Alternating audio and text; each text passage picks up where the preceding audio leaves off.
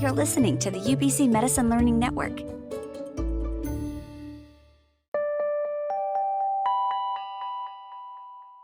A quick note that this episode was put together completely virtually, with each of us working from our own homes, with makeshift studios being cobbled together in our bathrooms and our closets. Now, on behalf of the entire Metamorphosis team, I hope you are staying healthy, happy, and safe in this difficult time, and we want to extend our sincerest thanks to the healthcare workers and other essential staff that are working tirelessly to combat this pandemic. Now let's get to the episode. We hope you enjoy.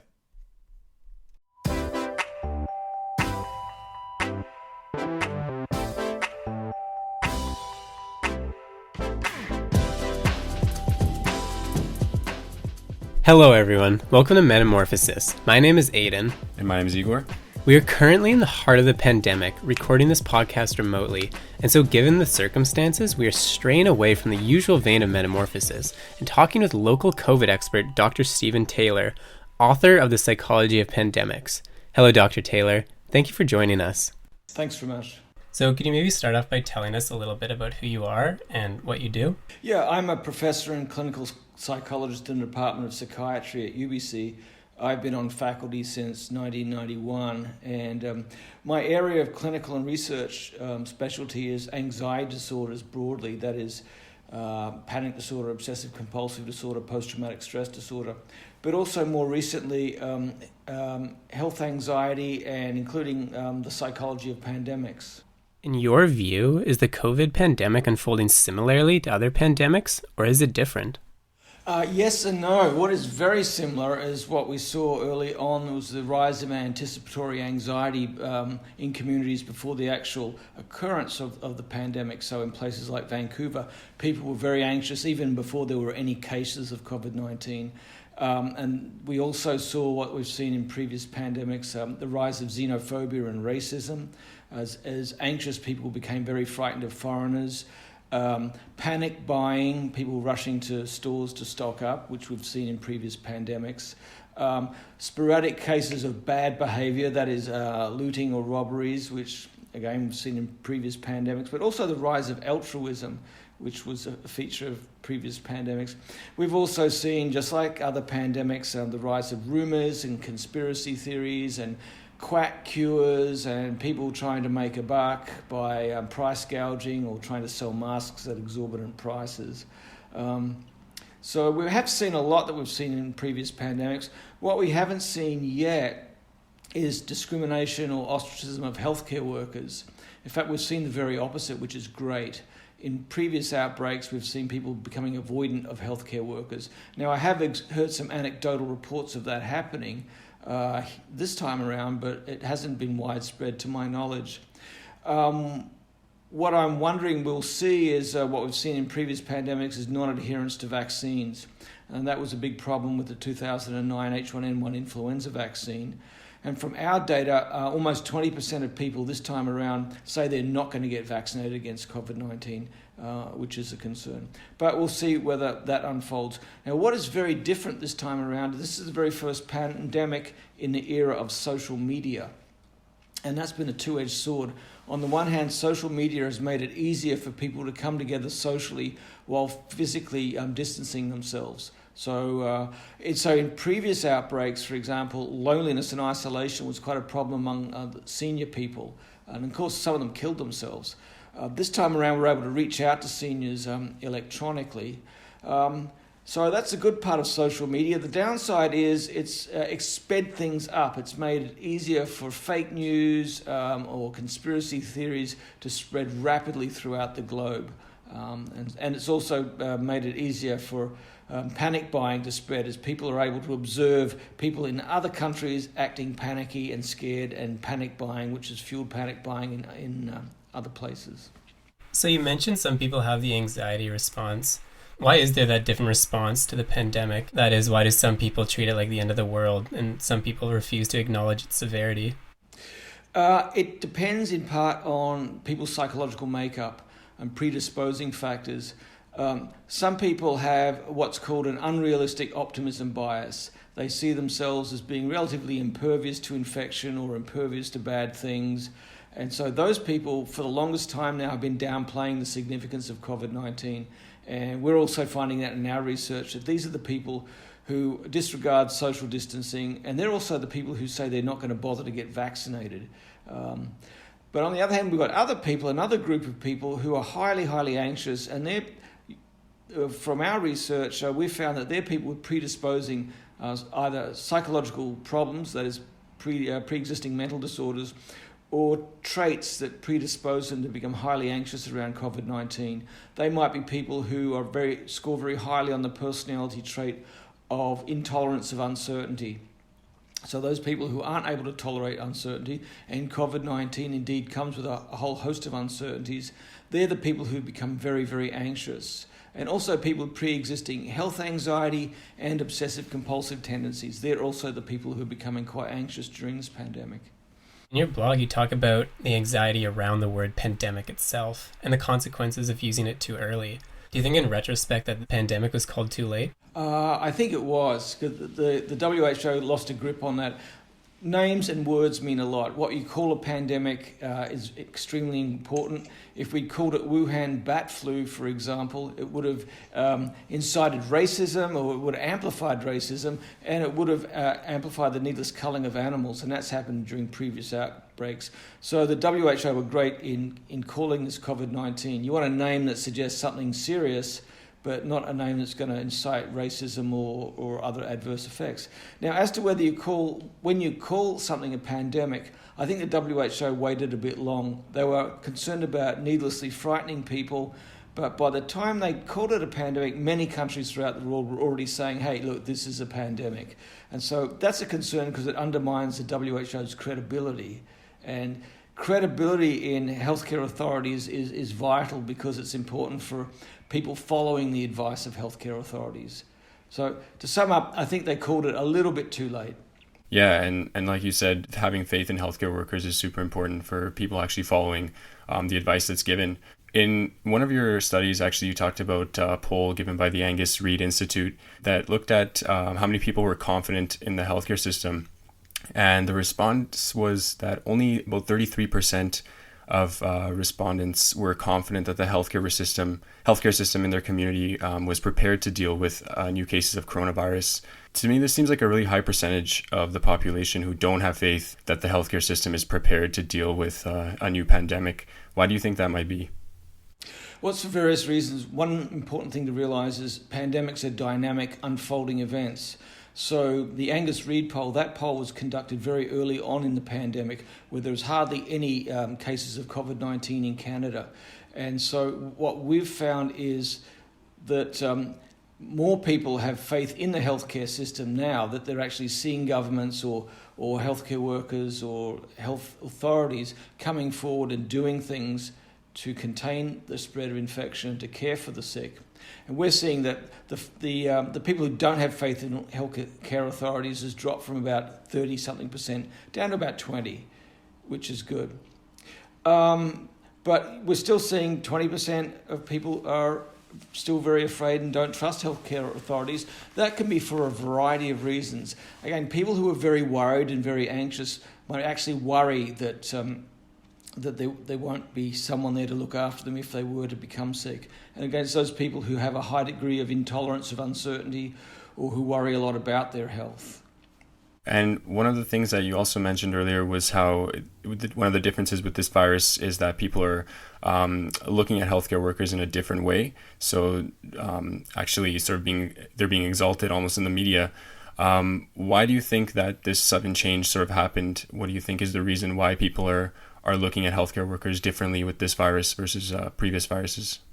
I think that's one of the lessons learned from previous pandemics. The WHO have a program that calls Healthcare Workers as Heroes, and that was an informational program to give people the idea that our healthcare workers are vital for battling COVID-19.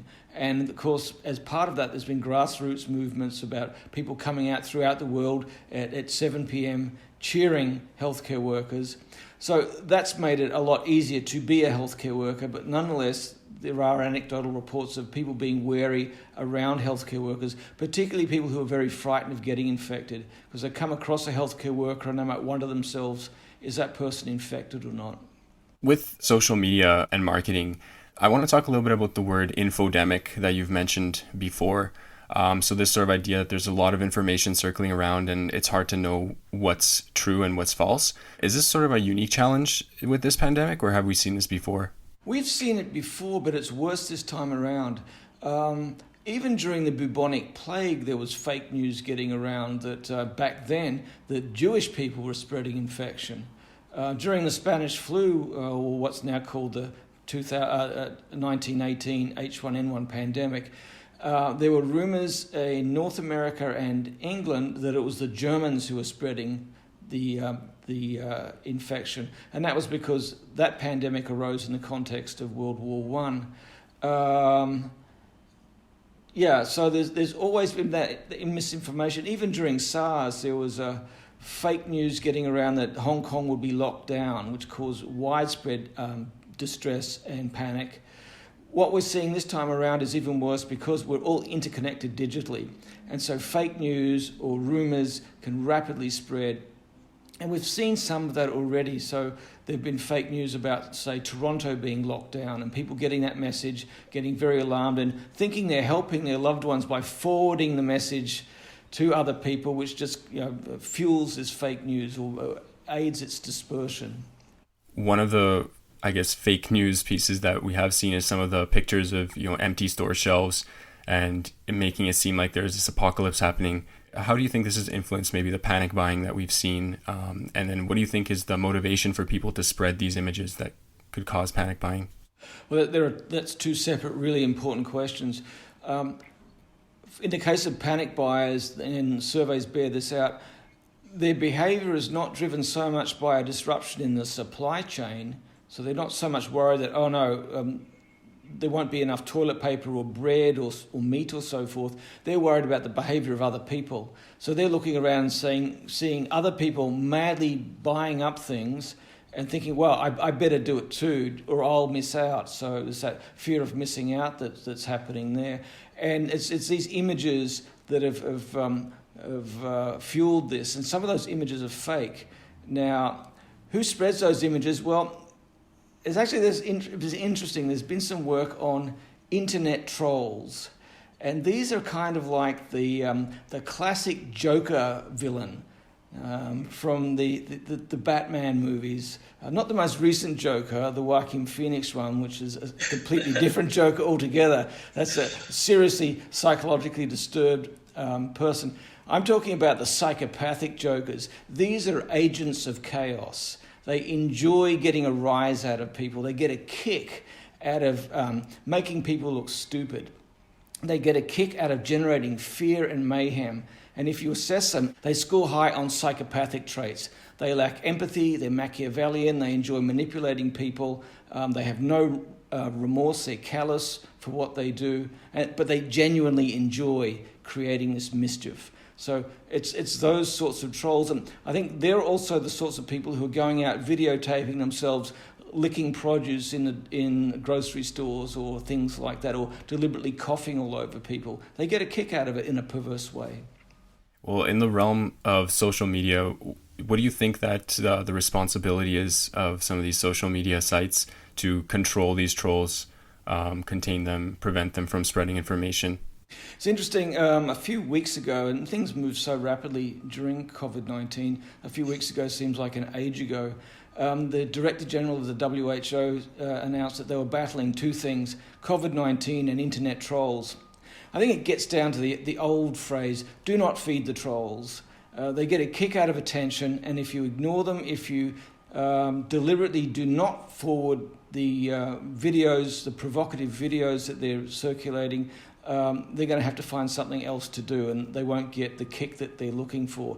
I think that's one way of doing it. Another way has to do with responsible journalism.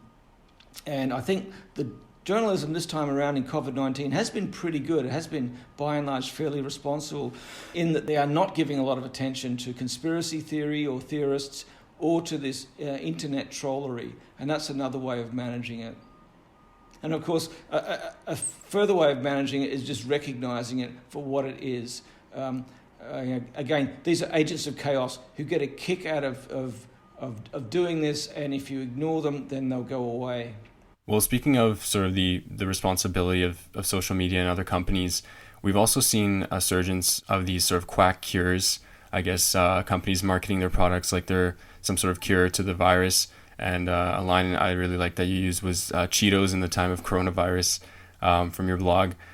What do you think is sort of, how do you think the markets are responsible for in terms of marketing their products in a way that's like these quack cures? It varies on a continuum, and what we're seeing today is what we saw in 1918. Back in 1918, there were advertisements for soap, and the advertisement said, you need to wash your hands because the influenza's getting around, and they were using that to their own advantage to sell soap. And we're seeing this the same time around now. There was a Times Square ad by Coca-Cola telling people to practice social distancing. So they were trying to tie their product to social distancing to make their product look good. And so companies are always trying to do this, to try and make a buck. Then the question comes, well, when do you cross the line and become inappropriate? And that's something of a judgment call. Again, during the Spanish flu, there were people being a lot more provocative and being unscrupulous and exploitative.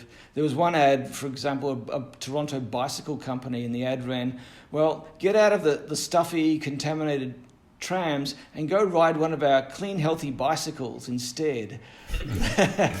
So there was that. But I think what is more disturbing is the unscrupulous people who buy up large quantities of hand sanitizer or toilet paper or so forth, or masks, and try and price gouge and sell it at inflated prices. And I'm really glad to see that Amazon is clamping down on those sorts of people.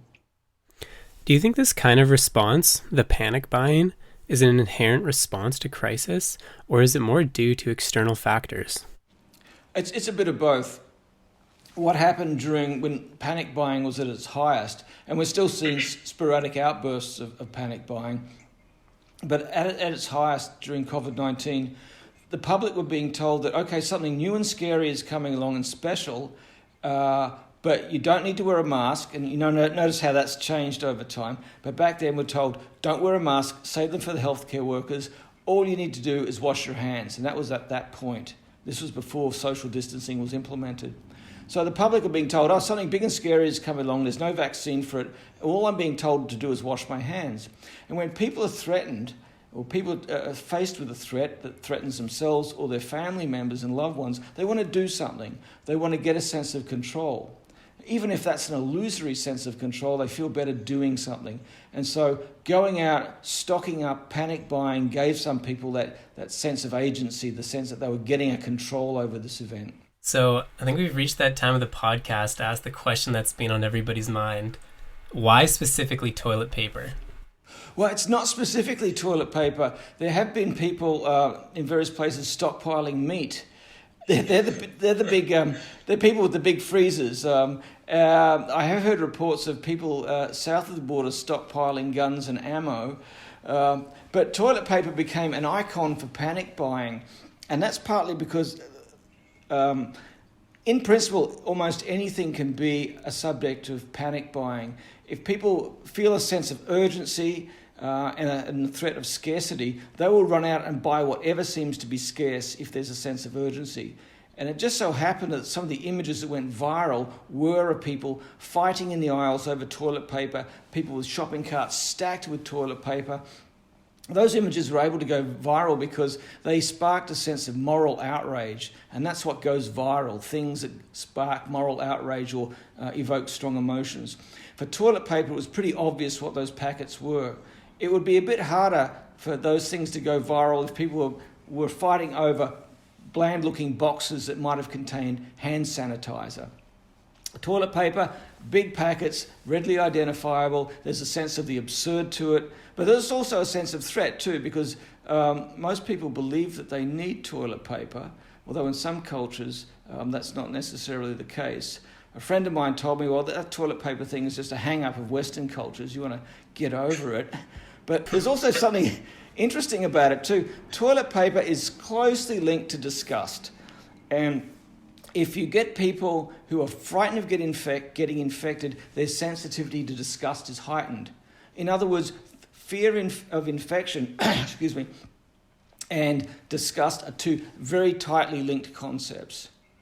And so with people who are frightened of infection, very frightened, and want to keep themselves safe and don't know what to do, then it's logical that they would go to something that's a tool for escaping or alleviating disgust, hence toilet paper. So in a sense, toilet paper became a conditioned safety signal, or if you like, a symbol or a good luck charm for people to feel safe. And I've even noticed people going in and buying it when they don't need to, simply because it makes them feel safe. And of course, you ask these people why they're panic buying, and they come out and they say, oh, I don't know, everyone else is doing it. But toilet paper itself, I think, was because it's linked to disgust, and disgust is tightly tied to fear of infection. Are there any other of these safety symbols that you predict could become a commodity as the pandemic goes on? Well, we've already seen hand sanitizer disappearing. That didn't get all the attention of toilet paper because it wasn't so ridiculous, yeah. But that went very quickly. Hand sanitizer disappeared very quickly, yeah. Ditto for masks early on. The N95s just disappeared. Toilet paper became absurd, and that went viral because of that, and that got noticed. I've heard rumours about, for women, hair dye flying off the shelves too, because people can't get their hair cut these days.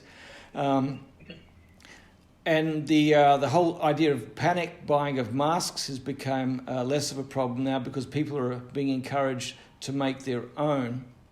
What could happen is when a vaccine becomes available, people could be trying to hoard stocks of vaccines. There have been riots and outbreaks over vaccines in the past, and in past outbreaks there have been rushes on pharmaceuticals and over-the-counter preparations. That could happen this time around, but it hasn't so far. Vaccines are something that are obviously going to be very important for this pandemic going forward. But something you talk about is how in the past, even when these vaccines become available, many people elect not to get vaccinated. Do you think this might be different for COVID-19, given the stringent social measures that have occurred so far? Yes and no. In the past, vaccination non-adherence, or what the WHO euphemistically called vaccination hesitancy, was a big problem. It was really bad for the 2009 H1N1 pandemic. Roughly 50% of people in the studies said they didn't intend to get vaccinated. Now, that wasn't as lethal as COVID-19, so you might think, well, on the one hand, maybe more people will get vaccinated. But on the other hand, COVID-19 is a lot more unknown. And so back then, for the influenza pandemics, the public had a lot of experience with influenza vaccines. And the H1N1 pandemic, the vaccine for that was, in the minds of many people, just another vaccine. This time around, we've got a coronavirus vaccine, and there wasn't a coronavirus vaccine for SARS or MERS, so this is a very different vaccine. And if you look at the reasons for why people choose not to get vaccinated, for some of them, it's that uncertainty. And ironically, it's that the people who are very frightened of getting infected are often the people who won't get vaccinated. It's interesting because a vaccine, I guess, is phylogenetically recent, and it involves injecting a pathogen into one's body. And so the people who are very anxious don't do it. Also, the people who have a high level of intolerance of uncertainty, which are also the people who worry about COVID-19, will also worry about the vaccine. So it's that uncertainty, and that's also been behind the anti-vaccination messages that you would see on internet sites or on Facebook sites. The anti-vaxxers come out arguing, well, there are all kinds of uncertainties about it. And we're seeing this time around. There's been a rise of COVID-19 anti-vaccine groups being voiced on Facebook. So on the one hand, you'd think, okay, COVID-19 is more dangerous than previous pandemic flus in recent times. Maybe that will motivate people to get vaccinated. But on the other hand, there's all these uncertainties we didn't have in the past. So who knows how they will play out. But from our data, it looks like at the moment 20% of people say they're not going to get vaccinated, which is a great concern. What do you think we can do to ensure that we are proactive about this vaccine uncertainty instead of reactive? Exactly. We need to be proactive rather than reactive. Instead of waiting the 12 months or so until a vaccine comes, we need to start that discussion early. We need to start refuting the myths about the vaccines.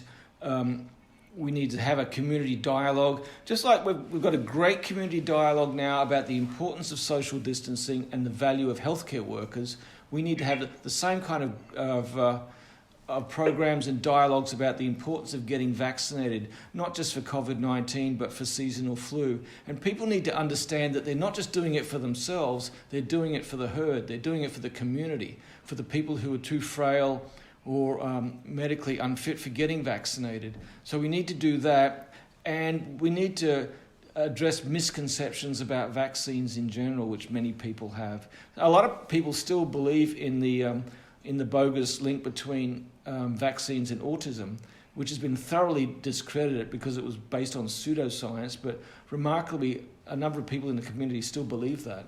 Yeah, and it seems like there's a lot of these conspiracy theories surrounding vaccines, and also especially with the economy, because we know the economy's been hit really hard. What's your take on some these conspiracy theories that have been coming up? What are some of the factors, do you think, that motivate these things to come up during pandemics? They're really interesting.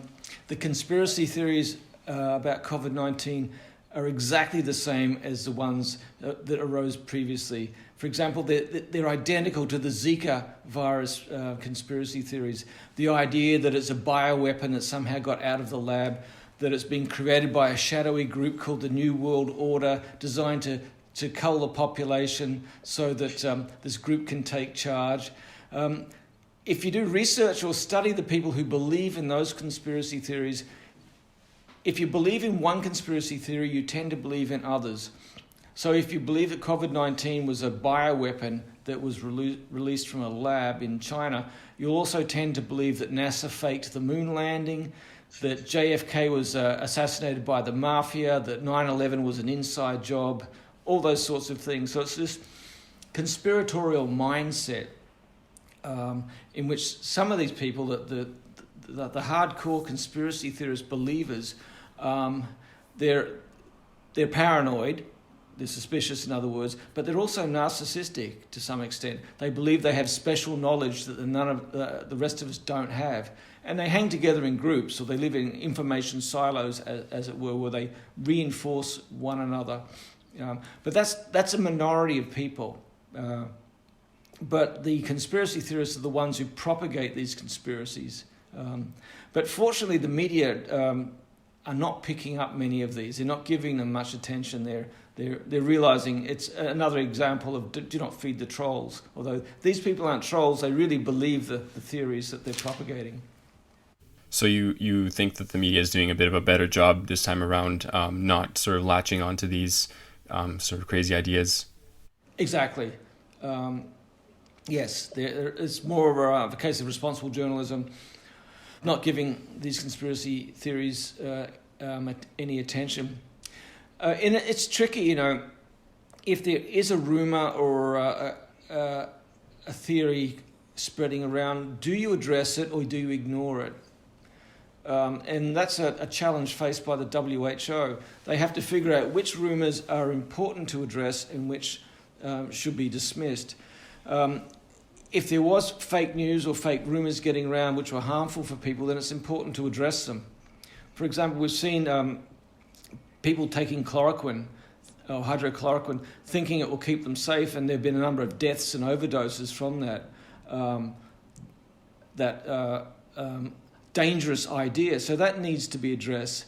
The other sorts of rumors or conspiracy theories, like the idea that COVID-19 is a bioweapon, they're the ones that might be best ignored. Because if you go out and publicly refute those theories, then you'll introduce the theory to people who might not have heard of it otherwise. Well, we've been talking a lot about these sort of negative things that have been coming up, like trolls and conspiracy theories, but I think it's also important to highlight some of the good that's been going around, some of the altruistic behaviors that we've seen. You mentioned in The Independent that you're predicting, or at least you're hoping for, a rise in altruism during this pandemic as people are coming together to help each other. How much of this do you think is going to be possible given the stringent social isolation measures we've seen? You can come together socially without coming together physically. So people are finding ways of connecting. And again, that's the beauty of social media or being connected digitally, that we are able to reach out and offer support, reach out to our neighbours who might be unable to go out and shop for groceries, for example, and to see if we can do that for them. So we are seeing some of that, although it is a lot more challenging to do. Well, I think an important question is, okay, we've seen some solidarity, particularly around health care workers with the 7 o'clock cheer and so forth. An important issue is that going to continue after COVID-19 is gone? Wouldn't it be great if this sense of community spirit that's being built up persists? Or will we just go back to things previously? Or will things change altogether? Well, people have been in lockdown, social distancing for so long that they will have grown alienated and isolated physically from one another. They're the big questions that remain to be addressed. Well, as a specialist in anxiety, I'm curious, how do you think that these social distancing and isolation measures that are in place are going to be affecting people's mental health over the long term as well? That's a good question. Some people are coping really badly with social distancing or with self-isolation. Some people these are the people who are really frightened of infection. And anxious in general. They're finding it very difficult. Interestingly, there's been a bunch of research on who copes well with social distancing. In other words, what are the characteristics of people who have the right stuff? Turns out that the people who cope well in social distancing are also the people who do well in astronaut programs. That is, they cope well with prolonged isolation and confinement. And they tend to be people who are hardy, they're resilient, they're optimistic, they are planful, they see stresses as challenges rather than threats, and they also tend to be introverted, that they really don't need to be around people a lot. They can keep themselves entertained.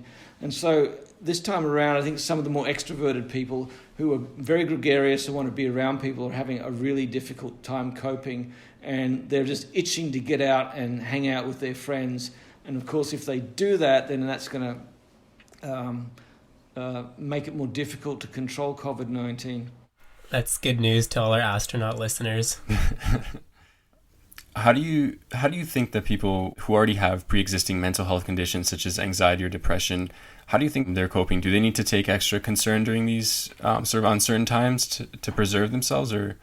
Well, everyone's different. Some people seem to be doing okay, but many people with pre-existing psychological problems are not doing very well at all. And they need to, during these times, and these people, we need to remember that COVID-19 is not just associated with stresses associated with infection and lockdown. For many people, they're experiencing severe financial problems as well, or experiencing relationship conflicts because you're locked up in a small space together.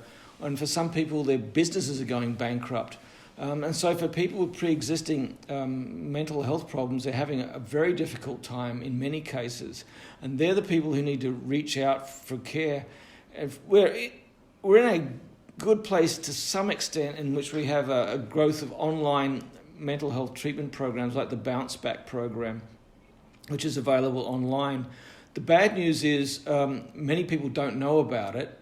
And for some people, that might not be enough. So I'm thinking that the mental health fallout of COVID-19 might be actually bigger than the actual physical fallout. What are some ways we can be more proactive about preventing this?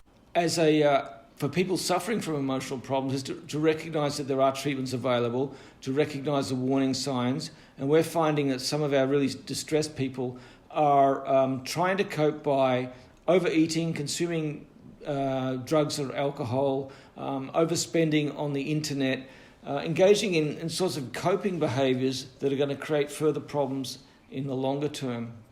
In other words, self-defeating coping behaviours. So recognising that that's an issue is an important start.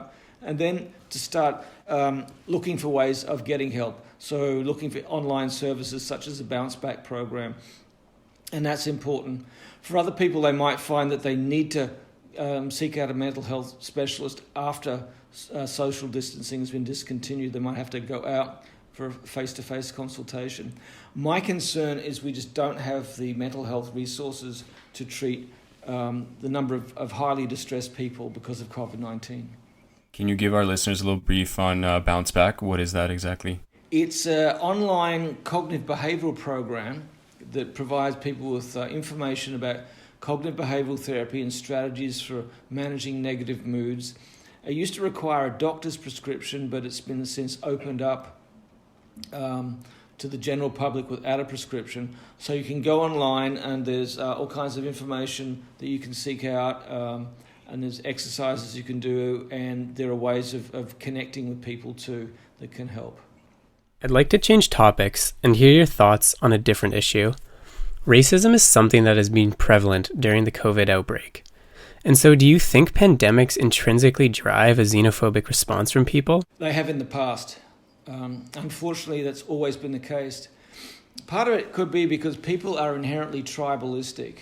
We've evolved in small groups, and historically, infections for which we as a tribe do not have immunity are infections brought in by foreigners.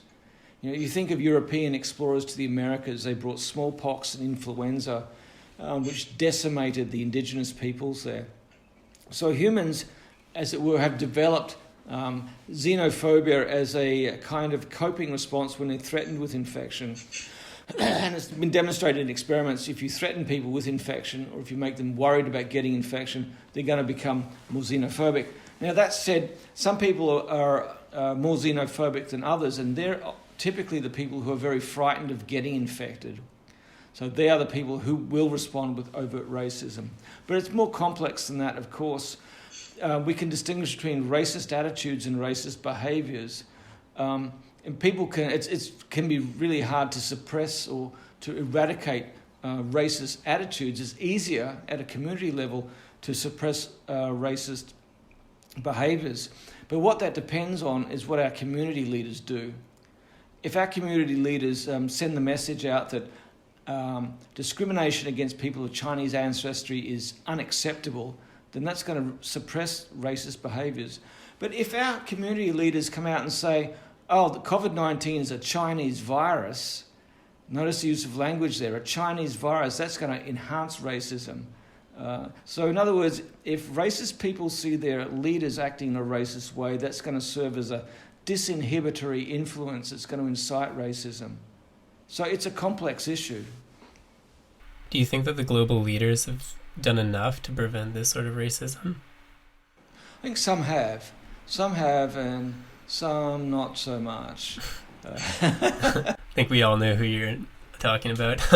Do you think that this kind of tribal mentality has any benefits or place in today's modern global society? It's a complex issue.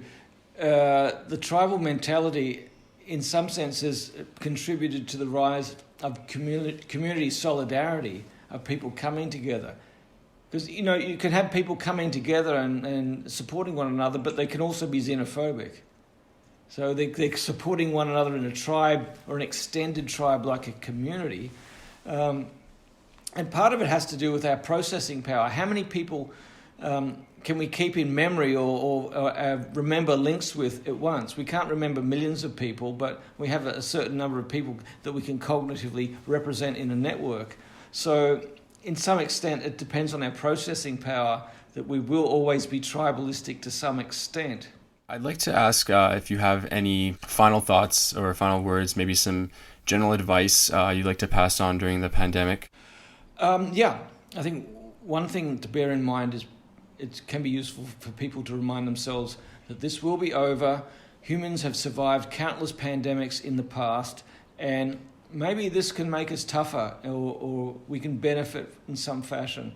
We can make ourselves more resilient to stress, and we can come together with our communities by learning that the advantages, reminding of ourselves of the advantages of solidarity. And that can happen.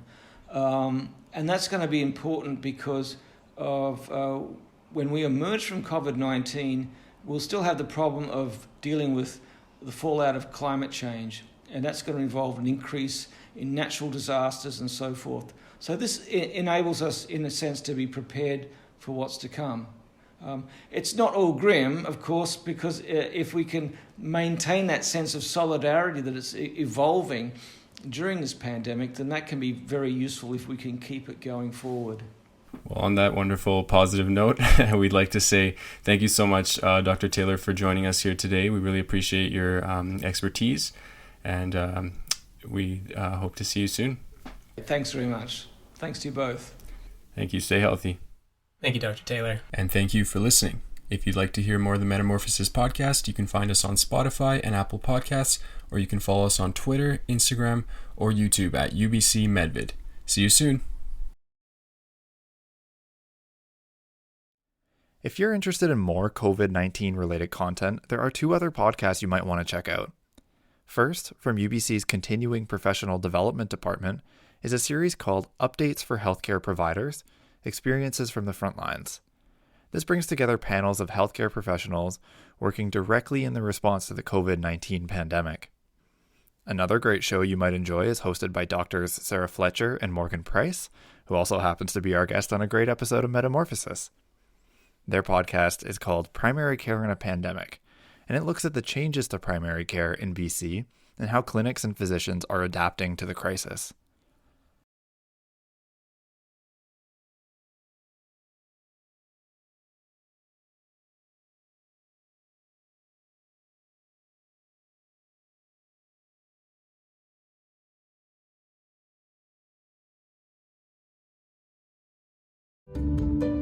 This has been a presentation of the UBC Medicine Learning Network.